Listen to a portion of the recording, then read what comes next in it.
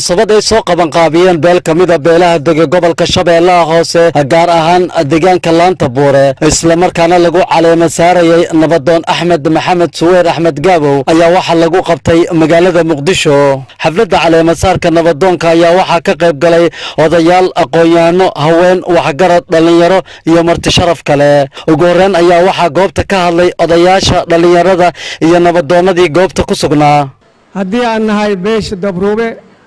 nabadoonka meesha hadda aan ku caalam saarnay waxaan rabnaa walaalaha in halkan ka soo qayb galeen inay la shaqeeyaan ayagoo maanta aniin oo si daacad ah isgarab galaan maadaama Soomaali badan meesha ay ku nooshahay anaga waxaan leenahay beesha maragta aan maanta habda wadaag aan nahay inay walaalkaana oo meesha aan ku caalam saaray inay la shaqeeyaan أحمد جابو سوير ما أنت وحيك الدنبيسو ونودونك بيش دبروبة قبل كبنادر ساعدنا وحيك بالله ولا شقيننا سيد توسع ولا شقيننا شلا سوقيني برجنا والحمد لله قرب كاين هواي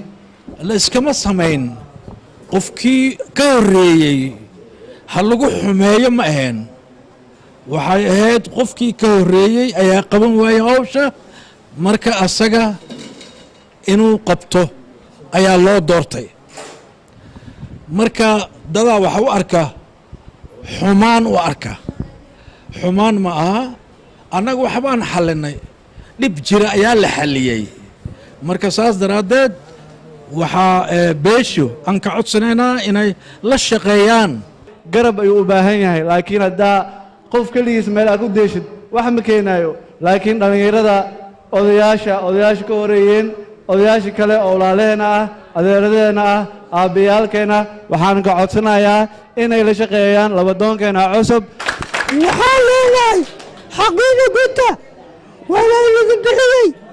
beesha inaad hogaamisiin xaqaad ku hogaamisiin unguri aad raacin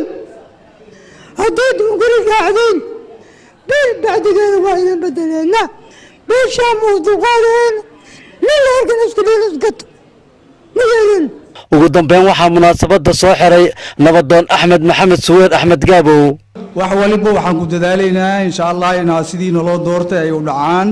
oo qof waliba amalkiisa ka horeeyo in la samafalo oo xaq la falo كل نفس ذائقة الموت وليه إلهي سبحانه وتعالى وحولبا وحنقو طبقينا عبسد إلهي ما دام وقف قصة نول ودمنايب إن شاء الله آخر ذينا وحقايج السنين الدنيا ذينا وقب سنين سفي عنا ودلالنا إن شاء الله محمد